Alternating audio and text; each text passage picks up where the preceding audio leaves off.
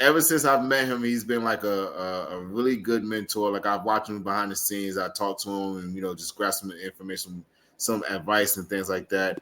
Had the opportunity to go to Canada. Totally enjoyed myself. Like when this man looked at me and said, "You don't have to want for nothing," bro. I ain't nothing. Like I have never had a promoter to treat me as well as this gentleman has treated me.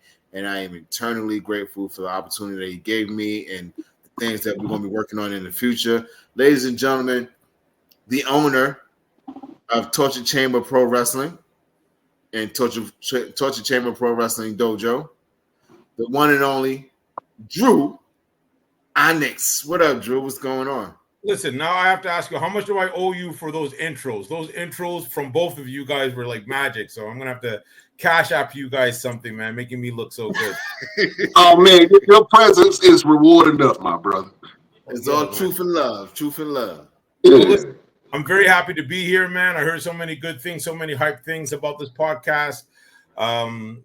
You weren't lying. You went up there, but, you're saying, you showed out a little bit.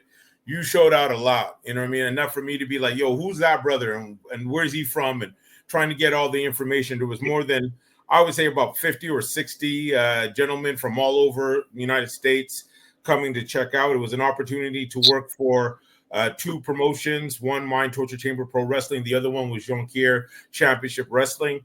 And the whole idea was to, we picked two people and one would go to my promotion, one would go to the other one. So after seeing how you were performing and how you were coachable and you knew your stuff and you could tell that you were a seasoned veteran, and there's a difference between a veteran and a seasoned veteran. You could wrestle 20 years and be garbage, you know what I mean? Or you could be, 10, 15, 20 years and you've been a road warrior. You've seen things, things, you've taken the information, changed it into intelligence, transfer the intelligence, and it becomes wisdom.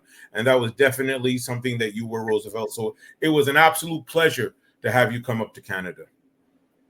Yeah, I like the way you put that. Took intelligence into wisdom, and the way you put all that, man, that's amazing.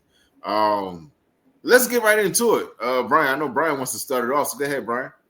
Yeah, man, let's talk about the whole wrestling scene in Canada. You know what? Before I talk about the wrestling scene in Canada, I want to ask you, yes, sir. When did you fall in love with wrestling?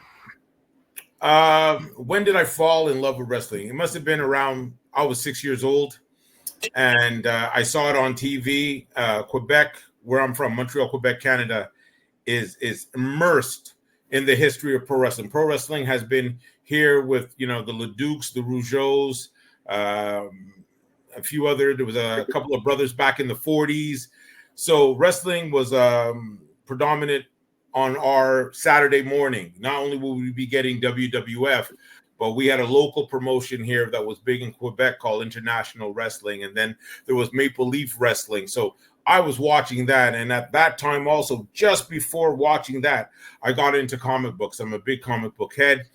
And at 6 years old, the first comic book I ever had was the Justice League and all the different characters. And I just found a correlation very quickly between pro wrestling, the pro wrestlers, and the superheroes. They both wore tights. They both wore underwear over their tights. They both had long boots.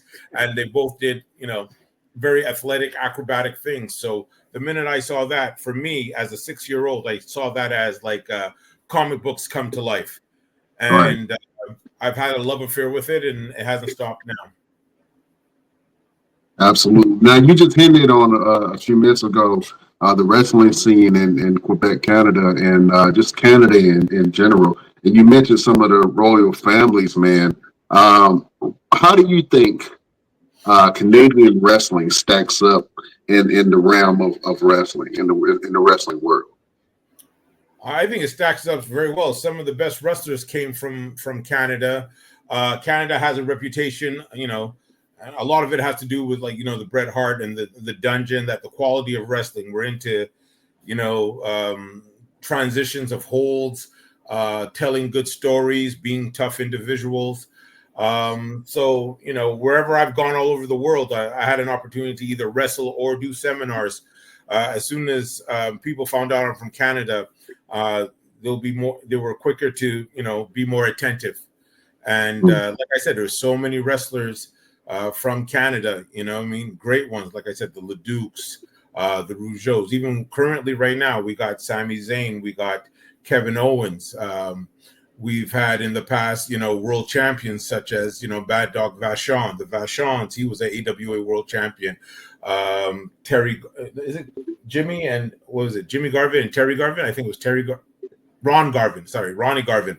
A lot of people don't know that, he's from Canada. He was an NWA champion. And of course, there's Chris Benoit. And then you have the Hart Foundation. And there's so much people traveling from other places, whether it be Japan or Canada, to come and to wrestle in Canada. And by doing that, there was a sharing of knowledge. There was a sharing of techniques. And we were able to take this from Japan, this from England, this from the United States, and we made it our own. You know what I mean? And we've been consistent forever.